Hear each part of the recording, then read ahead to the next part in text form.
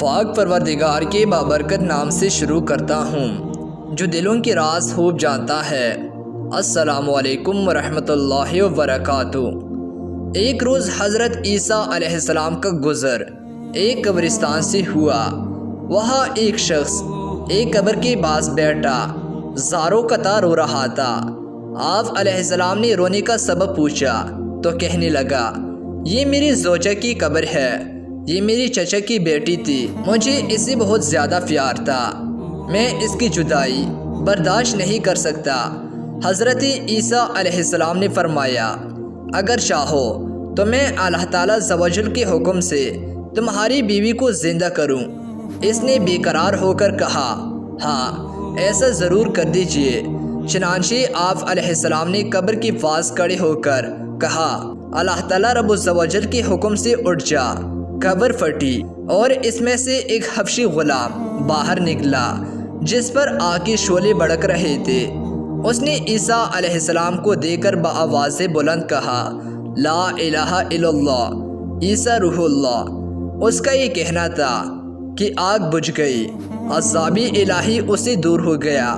اس شخص نے کہا کہ مجھ سے غلطی ہو گئی، میری بیوی کی قبر یہ نہیں بلکہ دوسری ہے۔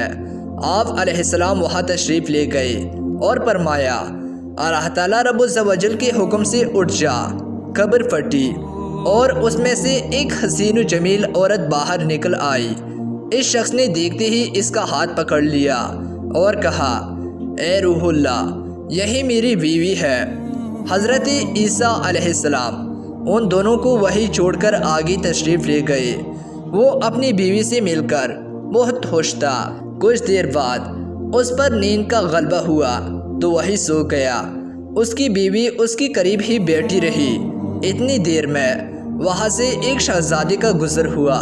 شہزادے نے اس عورت کو دیکھا تو اسے پسند آ گئی۔ عورت کو بھی شہزادہ پسند آ گیا اور وہ اپنے شوہر کو سوتا چھوڑ کر شہزادی کے ساتھ چلی گئی۔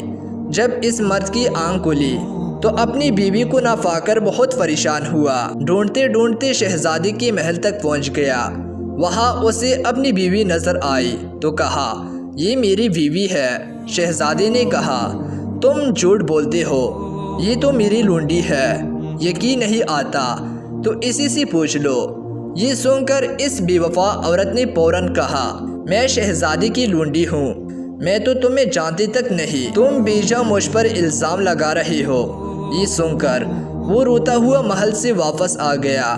کچھ دنوں بعد حضرت سیدنا عیسیٰ علیہ السلام سے ملاقات ہوئی تو عرض کی، اے روح اللہ، میری بیوی جیسے آپ نے زندہ کیا تھا اب شہزادی کے پاس ہے۔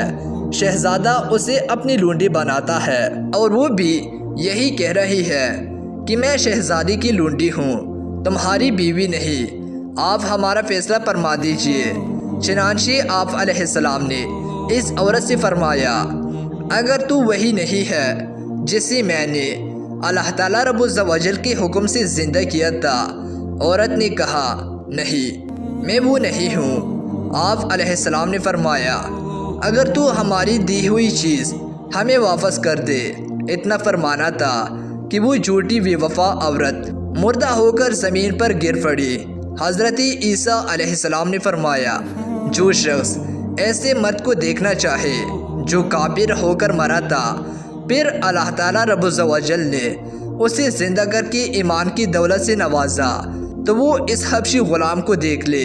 اور جو ایسی عورت کو دیکھنا چاہے جو ایمان کی حالت میں مری، پھر اللہ تعالیٰ رب عز و جل نے اسے زندہ کیا اور وہ کفر کی حالت میں مری، تو وہ اس عورت کو دیکھ لے۔